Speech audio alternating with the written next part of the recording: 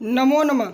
आप सभी का स्वागत है मेरे YouTube चैनल संस्कृत पढ़ लो में। BA Sanskrit honours first semester session 25 से लेकर के 29 के छात्र एवं छात्राओं, विद्यार्थीगण एवं कॉम्पिटिटिव एग्ज़ाम के विद्यार्थी या स्कूल लेवल एग्ज़ामिनेशन के विद्यार्थी, अगर आपका भी विषय संज्ञा प्रकरण है और उसके अंतर्गत आपको सूत्र पढ़ना है आपके सिलेबस में, तो आप इस वीडियो में बने रहें। आज हम देखेंगे संज्ञा प्रकरण के 7 सूत्र। कौन कौन से सूत्र क्या बतलाते हैं वो भी देखेंगे, जैसे हलंत्यम, तस्य लोप, आदर्शनम लोप, इस प्रकार के सूत्र को हम देखेंगे। प्रत्याहार को भी देखेंगे। मेरे मित्रों, अगर आप BA Sanskrit honours first semester session 25 से लेकर के 29 के विद्यार्थी हैं, अगर आप कोई भी यूनिवर्सिटी से पढ़ रहे हो बिहार के अंदर सभी यूनिवर्सिटी, जैसे Pataliputra university, Purnia university, Vaishali university, Magadh university, Pataliputra university, Baba Saheb Bhimrao Ambedkar university, Patna university, और इनको छोड़ करके तमाम जितने भी छोटे बड़े यूनिवर्सिटी हैं जिनका मैंने नाम नहीं लिया है, या आप बोल सकते हैं सभी यूनिवर्सिटी, उनका सिलेबस 23 के बाद चेंजिंग होने के साथ साथ सेम भी हो गया है। इसी कारण उनका जो एग्ज़ाम होने वाला है एक तरह का होगा, एक पैटर्न का होगा एग्ज़ाम, और बुक भी सेम हो गया है। तो ये वीडियो बस एक यूनिवर्सिटी के लिए नहीं है, सभी यूनिवर्सिटी के लिए, साथ ही साथ ये BA संस्कृत ऑनर्स के साथ कॉम्पिटिटिव एग्ज़ाम, ये स्कूल लेवल का एग्ज़ाम है, उनके लिए भी है। तो मेरे मित्रों, अगर आप संज्ञा प्रकरण को देखना चाहते हैं तो इस वीडियो में बने रहें। संज्ञा प्रकरण में प्रस्तुत 7 सूत्र को आज देखेंगे। ये वीडियो इसलिए इम्पॉर्टेंट है BA Sanskrit honours first semester के छात्रों के लिए, क्योंकि उनका जो मिड सेमेस्टर एग्ज़ाम, मध्य स्तरीय परीक्षा जो होने वाली है अक्टूबर से नवंबर के बीच में, जिसका एग्ज़ाम नंबर भी जुड़ता है, एग्जामिनेशन में नंबर भी जुड़ता है, तो आप ज़रूर इस वीडियो में बने रहें। आइए अब हम वीडियो को शुरू करते हैं। मेरे मित्रों, आप लोगों को एक बुक लेना है, लघु सिद्धांत कौमुदी,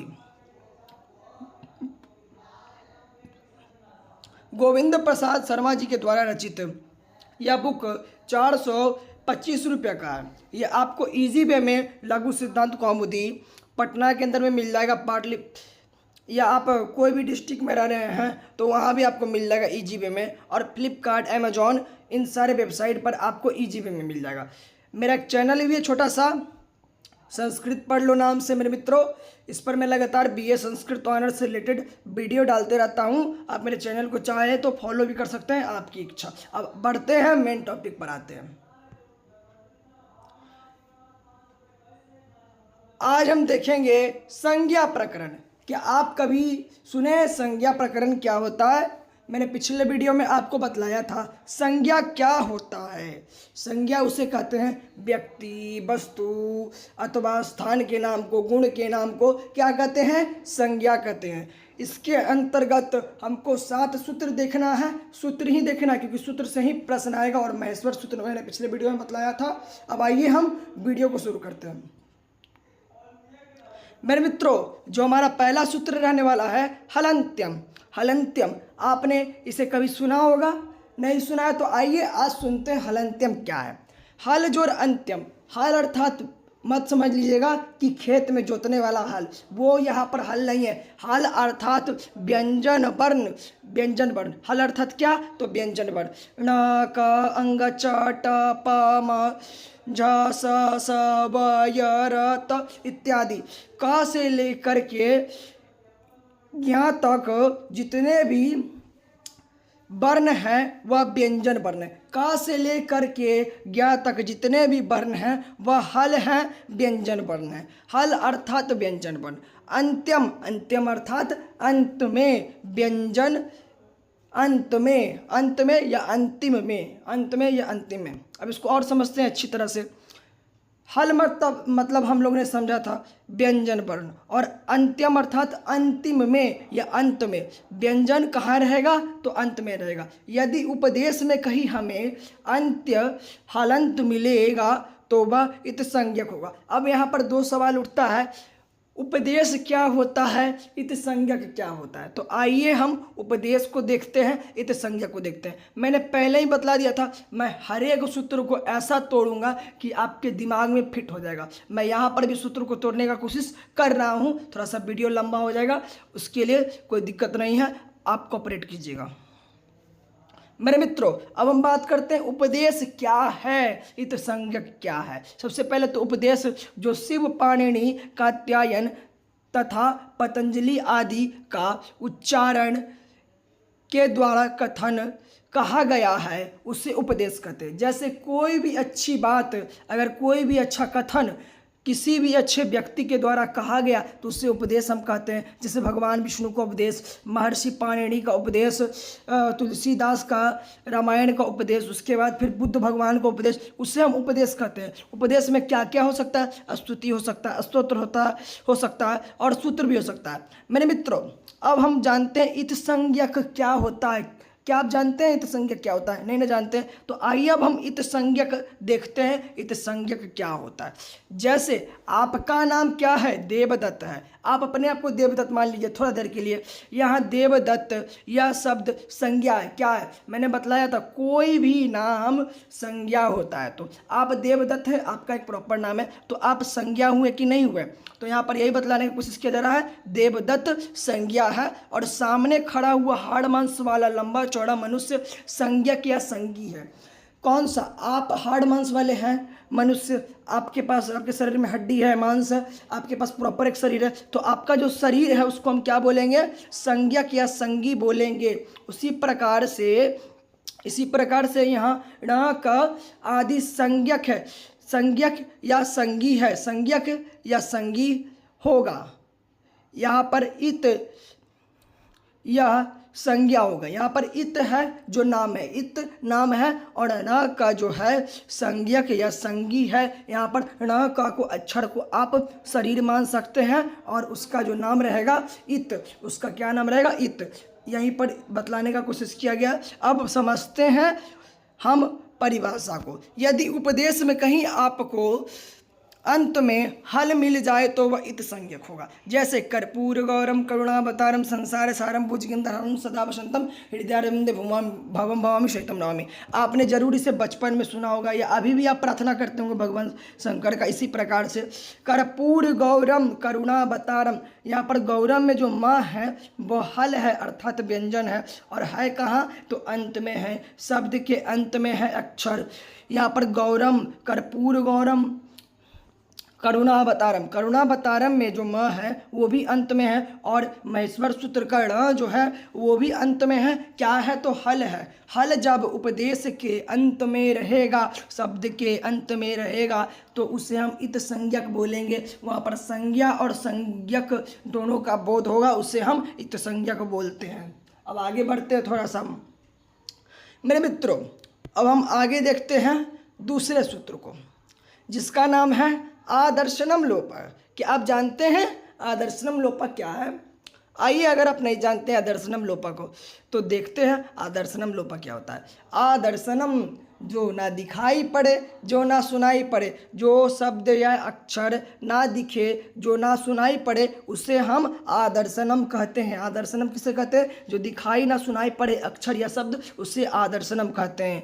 लोप जो पहले सुनाई देता था और अब वह सुनाई ना दे तो वह लोप कहते हैं। क्या कहते हैं? तो लोप कहते हैं। यह सिंपल सा सूत्र है, इसमें कुछ आपको दिमाग नहीं लगाना है। जैसे आपके दादाजी पहले दिखाई देते थे पर उनका जब देहांत हो गया तो वह नहीं दिखाई देने लगे, अब बस उनका नाम है, अब वो सुनाई भी नहीं देते हैं, ना दिखाई देते हैं, ना सुनाई देते हैं, तो उनका लोप हो गया, संसार से लोप हो गया। वो चले गए स्वर्ग लोग, चले गए, उन्होंने अपना जीवन पूरा कर लिया। यहाँ पर ये समझिए, थोड़ा सा अलग तरह का डेफिनेशन उदाहरण है पर समझने का कोशिश कीजिएगा।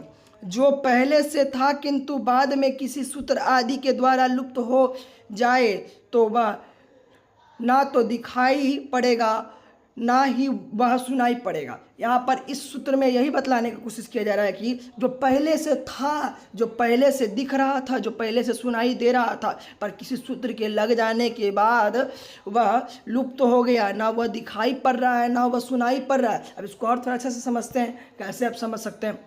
जैसे यहाँ पर आदर्शनम लोपा में मैंने राम जी का उदाहरण दिया है। राम को कभी आपने देखा है? उसी प्रकार से अक्षर को भी हम कभी नहीं देख सकते हैं, बस उसको सुना जा सकता है, सुन करके लिख सकते हैं। आपने एग्जैक्ट राम को देखा है? नहीं ना देखा, टीवी में देखा है, वो तो काल्पनिक है, काल्पनिक रूप से बनाया हुआ, पर एग्जैक्ट राम को नहीं देखा है, तो वह बोल सकते हैं कि अक्षर भी नहीं दिखता है, बस सुनाई पड़ता है। यह अक्षर का एक विशेष प्रकार का गुण है। यहाँ पर राम का नाम जो है सत्य है। यहाँ पर राम एक प्रकार के नाम है और संज्ञा है, शब्द है। जो नाम है वो संज्ञा है और एक प्रकार का शब्द है। तो पहले यह शब्द सुनाई पड़ते थे, पर अब किसी कारण से नहीं सुनाई देते हैं, नहीं लेना चाहता है सब नाम। अब इसको और अच्छा समझते हैं। जगत जोड़ ईस, जगदीश बन गया। पहले जगत का त पूरी तरह से सुनाई देता था, दिखाई देता था, उसे हम देख सकते थे, पर जब वह ई के सन्निधि में गया तो वह जगदीश बन गया, दी बन गया। तो ता का लोप हो गया, ई का भी लोप हो गया यहाँ पर। तो यहाँ पर जो हल था वह ई से मिलने के बाद वह लुप्त हो गया। जगत शब्द था और त अक्षर था, इन दोनों का लोप हो गया। क्या हो गया? इन दोनों का लोप हो गया। यह सूत्र केवल लोप क्या है इतना ही बताता है, किंतु लोप नहीं करता। क्या करता है? तो लोप नहीं करता है यह सूत्र, बस लोप क्या है इतना ही बतलाता है। अब लोप करता है तो करता कौन भाई? यह तो आपके मन में सवाल उठा ही होगा। आइए देखते हैं लोप कौन करता है। तस्य लोप, यहाँ पर एक सूत्र है जो संस्कृत, पूरे संस्कृत व्याकरण में इत संज्ञक के बाद लोप करने के लिए केवल एक ही सूत्र, यही सूत्र है। यहाँ पर एक ही सूत्र है केवल जो इत संज्ञक या किसी भी प्रकार के वर्ण का लोप करवा देता है। कौन लोप करवा देता है? तो तस्य लोप। वहाँ पर आदर्शनम लोप, बस लोप क्या है इतना ही बतलाता था। तस्य इतः अर्थात उस इत संज्ञक वर्ण का लोप अर्थात स्यात् लोप होवे, उस इत संज्ञक वर्ण का लोप होता है। किस इत संज्ञक वर्ण का लोप होता है? तो आइए देखते हैं।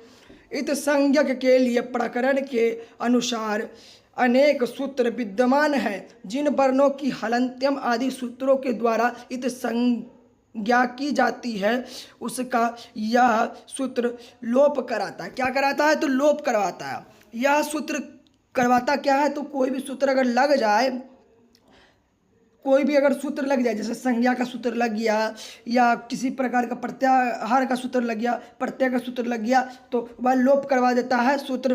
तो यही है जो वहाँ पर लगता है, तब जाकर के लोप होता है। अब इसको और बढ़िया से समझते हैं। जैसे मैंने राम जी का उदाहरण दिया था। राम एक नाम है, पहले थे कि नहीं थे, पर वह किसी कारण से अब नहीं है, पर उनका नाम अभी भी सुनाई पड़ता है, पर दिखाई तो नहीं ना पड़ते हैं। जैसे जगत का त पहले था, पर जगदीश बन जाने के कारण वह लुप्त हो गया। तो कौन यह काम करता है? तो तस्य लोप, यह काम करता है लोप करवाने वाला। अब आगे बढ़ते हैं। तस्य लोप को और बढ़िया समझते हैं माहेश्वर सूत्र से। इस प्रकार 14 सूत्रों में अंत्य वर्ण की इत संज्ञा और उसके बाद लोप करके आ ई उ री ली ए ओ ऐ ओ हयबा ल यमंगण न जब, इस प्रकार से 14 सूत्र हैं। यहाँ पर मैंने कुछ कुछ वर्णों को छोड़ा है, दिख रहा है कि नहीं दिख रहा है मेरे मित्रों?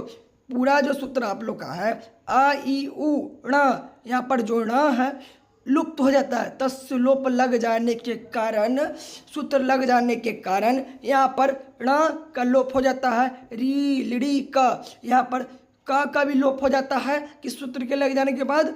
तस्य लोप लग जाने के बाद। बस पढ़ने के लिए न लगाया गया है कि आप इसे रट पाए अच्छी तरह से। महर्षि पाणिनि ने ऐसा किया है। मेरे मित्रों, अब हम बात करते हैं आदिरंत्येन सहेता। आदिरंत्येन सहेता है क्या?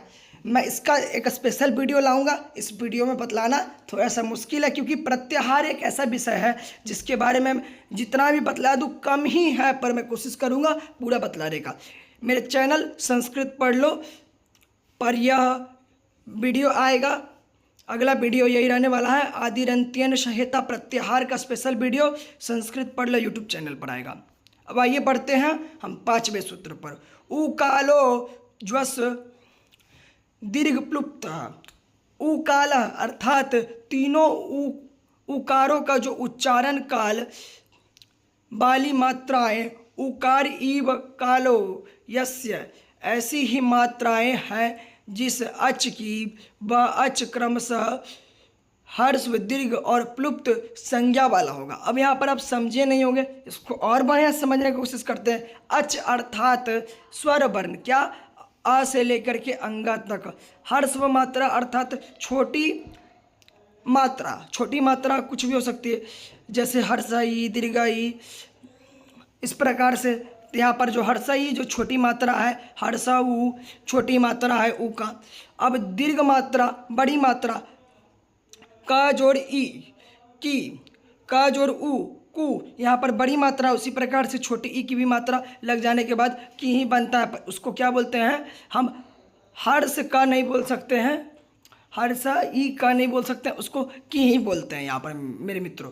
तो यहाँ पर मात्रा क्या लगा है? छोटी ई की मात्रा लगा है, बड़ी ई की मात्रा लगा है, बस यही यहाँ पर बतलाने की कोशिश किया गया। अब प्लुप्त क्या है?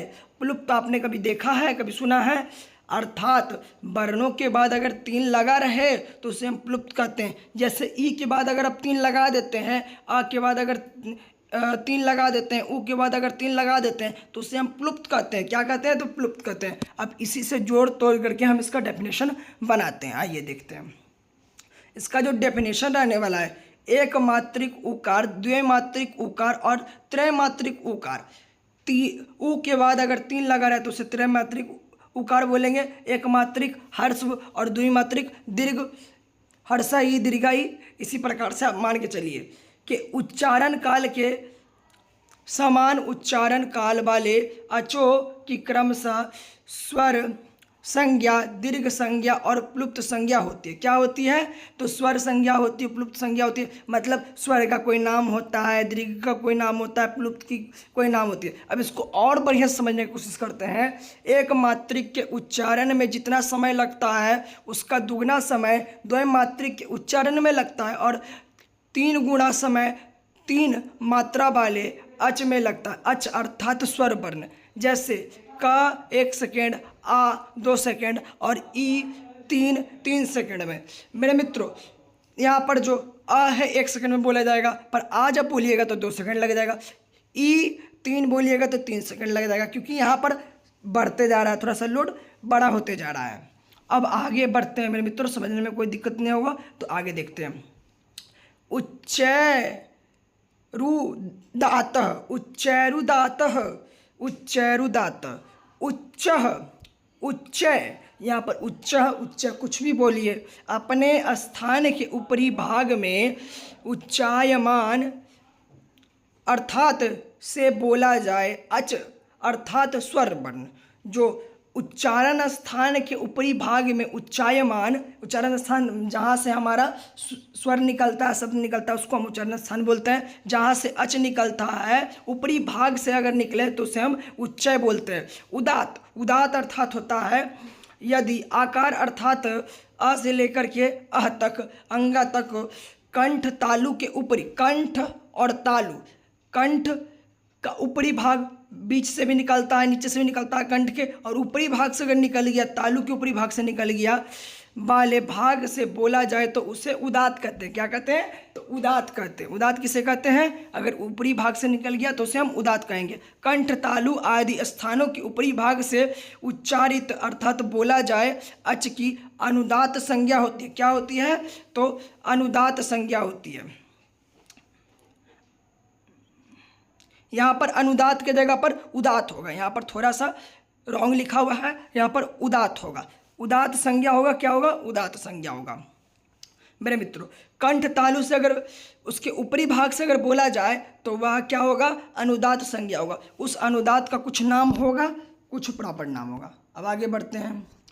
निच्चैरनुदात, यह उसी का उल्टा है, कुछ ज़्यादा है नहीं इसमें, या ये सब बस रटने वाले हैं, ज़्यादा इसमें कुछ है नहीं। अगर निश्चय मतलब अपने स्थान के निचली भाग में उच्चायमान या बोला जाए अच, क्या? तो स्वर वर्ण अर्थात आ से लेकर के अंगा तक। अनुदात यदि आकार अ से लेकर के अ तक कंठ तालु में निचले भाग से बोला जाए तो अनुदात होता है। कहाँ से? तो निचले भाग। अब कंठ तालु के निचले भाग, पहले ऊपरी भाग से बोला जा रहा था, अब निचले भाग से बोला जाए तो उसे अनुदात कहते हैं। मेरे मित्रों, अब इसका प्रॉपर डेफिनेशन देख लेते हैं। कंठ तालु आदि स्थानों के निचले भाग से उच्चारित अच की अनुदात होते हैं। यहाँ पर भी थोड़ा सा रॉन्ग लिखा हुआ है, उल्टा हो गया। अनुदात संज्ञा होता है। क्या होता है? तो अनुदात, इसका कोई प्रॉपर नाम होता है। निचले भाग से अगर बोला जाए तो उसे हम निच्चैरनुदातक बोलेंगे, और ऊपरी भाग से अगर बोला जाए, ऊपर वाले भाग से बोला जाए तो उसे हम उच्चैरुदात बोलेंगे, उच्चैरुदात बोलेंगे। अब आगे बढ़ते हैं। समाहार, समाहार स्वरित। अब क्या है समाहार? अच स्वरितः, स्वरित संज्ञक होता है। अच क्या होता है? तो स्वरित होता है, और स्वरित संज्ञक इसको बोलते हैं। अब इसके प्रॉपर डेफिनेशन को देख लेते हैं। जहाँ उदात और अनुदात दोनों एकत्र बराबर हो, ऐसे अच की स्वरित संज्ञा होती है। अब उदात जो होता है उसमें कोई भी प्रकार का चिन्ह नहीं होता है, लेकिन अनुदात जो होता है उसके नीचे परिरेखा होती है। परिरेखा अर्थात आप देख रहे होंगे अनुदात अ ई उ के नीचे रेखा खिंचा हुआ है काला कलर का, वो रेखा अनुदात को दिखलाता है। अब जो स्वरित होता है उसके ऊपर खड़ी रेखा होती है, जैसे आ के ऊपर खड़ी रेखा, ई के ऊपर खड़ी रेखा और उ के ऊपर खड़ी रेखा। यहाँ पर अगर मिल जाए उदात और अनुदात तो स्वरित संज्ञा बन जाता है। यही है समाहार स्वरित। समाहार स्वरित इसी को बोलते हैं। आशा है कि आपको ये वीडियो अच्छा लगा होगा। अगर अच्छा लगा होगा, मैंने तो कोशिश किया तोड़ तोड़ के बतलाने का। अब आइए देखते हैं हम अपने चैनल को, जिसका नाम है संस्कृत पढ़ लो। मेरा बस एक ही उद्देश्य है, सर्वत्र संस्कृत, सहज संस्कृत। नमो नमः।